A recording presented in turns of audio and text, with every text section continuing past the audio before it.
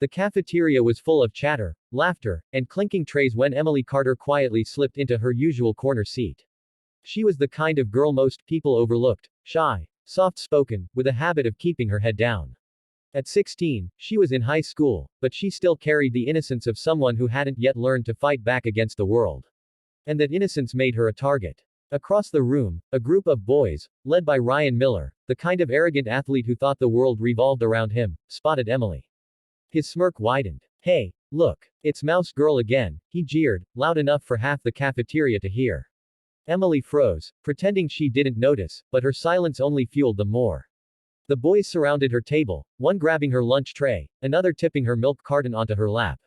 The cafeteria roared with laughter as Emily's cheeks turned crimson. Her hands trembled, and she blinked rapidly, holding back tears.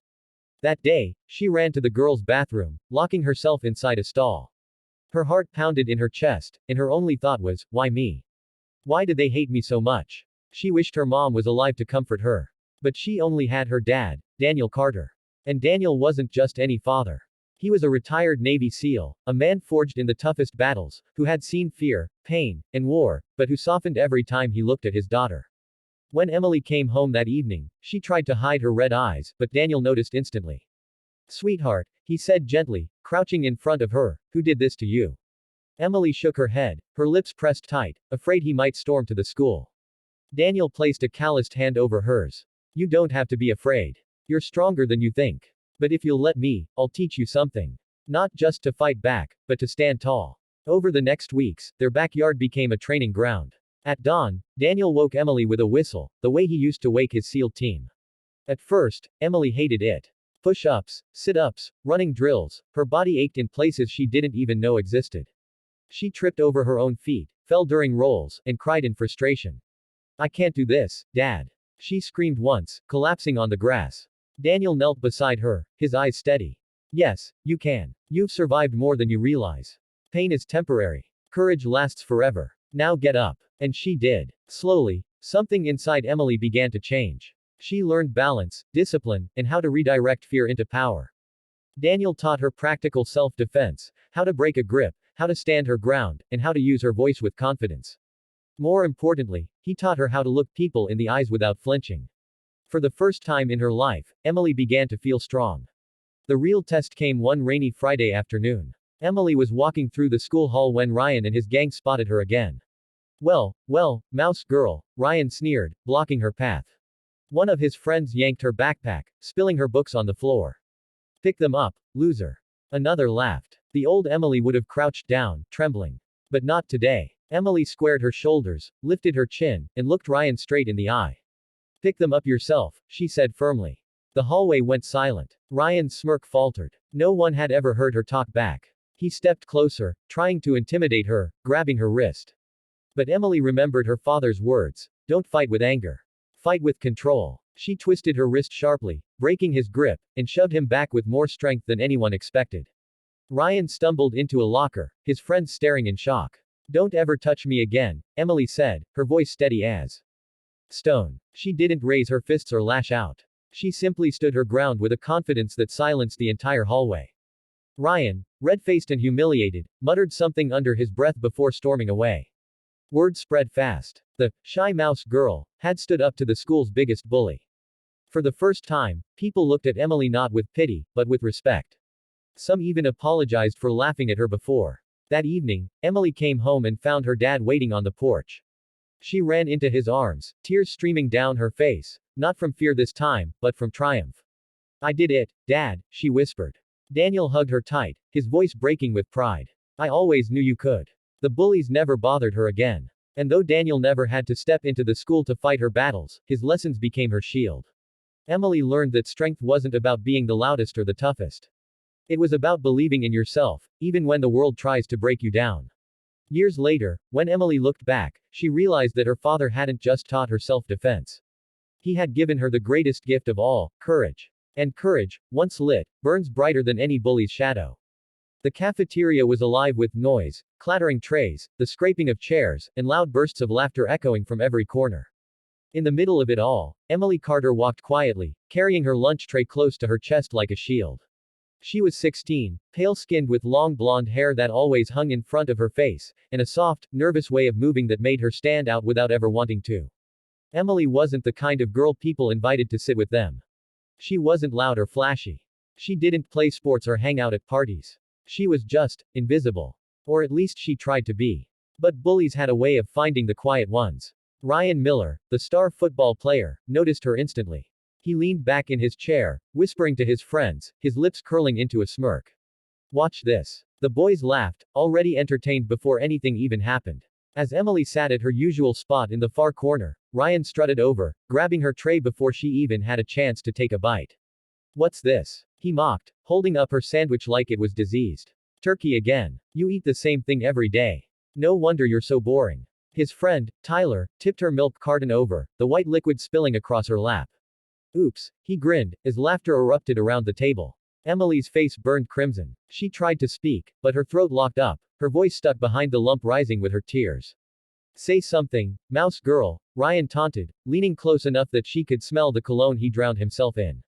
Or are you too scared? Emily froze. Her body stiffened, her hands trembling under the table. She wanted to disappear, to melt into the ground. But she couldn't. She just sat there, helpless, as the cafeteria roared with laughter. By the time she escaped to the bathroom, her cheeks were wet, and her stomach churned with shame. She locked herself in the stall and pressed her forehead to her knees. Why me? She thought, her chest tight with frustration. Why do they always pick me? That night at home, she tried to act normal, slipping past her father, Daniel Carter. But Daniel was no ordinary dad. He had spent years as a Navy SEAL, a man built from discipline, courage, and resilience. He had stormed enemy lines, survived missions no one thought possible, and lost brothers in arms along the way. But for all his toughness, he was soft where it mattered most, when it came to his daughter. Emily, he said gently when he saw her swollen eyes. Talk to me. I'm fine, she mumbled, but. Her voice cracked. Daniel crouched in front of her, his piercing blue eyes searching hers. Don't lie to me, sweetheart. Who hurt you? She hesitated, afraid he'd storm to the school, but finally whispered, it's just, some boys. They laugh at me, push me around. Today they humiliated me in front of everyone. Daniel's jaw tightened, but he didn't explode with anger. Instead, he placed a hand on her shoulder. I can't always be there to fight your battles, Emily. But I can do something better. I can teach you to fight them yourself. The next morning, long before sunrise, Emily woke to the sound of a whistle. Out of bed, soldier, her dad called, his voice firm but filled with warmth. What? Dad, it's 5 a.m. She groaned, burying her head under the pillow. Courage doesn't sleep in, he replied. Let's go. Outside. From that day, their backyard became a training ground. Daniel taught her discipline first. Push-ups, sit-ups, running laps. At first, Emily hated it. She stumbled, fell, and cried more than once. I can't do this, Dad. She shouted, collapsing on the grass one morning. Daniel knelt beside her. Listen to me. The Emily who says she can't, that's the old you. The Emily I see. She's stronger than she knows. You've survived losing your mother. You've survived every insult, every humiliation, and you're still standing. That's strength, Emily. Now get up and prove it. His words cut deep. With tears streaking her face, Emily pushed herself up. Something inside her shifted. Slowly, day by day, she grew tougher. Daniel taught her how to break free from holds, how to use leverage against someone bigger, how to keep her stance balanced. Don't fight with anger, he told her. Fight with control. Bullies feed on fear. When you take that away, they have nothing. It wasn't just physical. Daniel drilled her in confidence. He made her practice speaking loudly, looking someone straight in the eyes, walking into a room without shrinking. For the first time, Emily began to believe she was more than the shy girl everyone mocked. Weeks passed, and the shy mouse girl was slowly becoming someone new. The true test came one rainy Friday afternoon. Emily was walking down the hall when Ryan and his gang blocked her path. He smirked, the same cruel spark in his eyes. Well, look who it is, he sneered. Still walking alone. One of his friends yanked her backpack, scattering her books across the floor. Pick them up, loser, he laughed. The old Emily would have bent down, trembling. But this time, Emily stood tall. Her heart pounded, but she remembered her dad's voice. Courage doesn't sleep in. Pick them up yourself, she said, her voice clear and steady. The hallway went silent. Students froze, shocked at her defiance. Ryan's smirk faltered. What did you say? You heard me, Emily replied, looking him straight in the eye. Ryan's face twisted in anger. He stepped forward, grabbing her wrist, trying to prove his dominance. But Emily reacted without hesitation, twisting her wrist sharply, breaking his grip, and shoving him back with a burst of strength. Ryan stumbled into a locker, wide-eyed. His friends stared, mouths open. Emily stood her ground, her voice unwavering. Don't ever touch me again. For the first time, Ryan had no comeback. Red-faced, humiliated, he muttered something under his breath and stormed off, his friends scrambling after him. The hallway erupted in whispers. Everyone had seen it. The shy girl had stood up to the school's biggest bully, and won. That evening, Emily ran home and found her father on the porch. She threw her arms around him, tears streaming, not of shame, but triumph. Dad, I did it. I really did it. Daniel hugged her tight, pride shining in his eyes. I never doubted you, Emily. You've always had this strength inside you.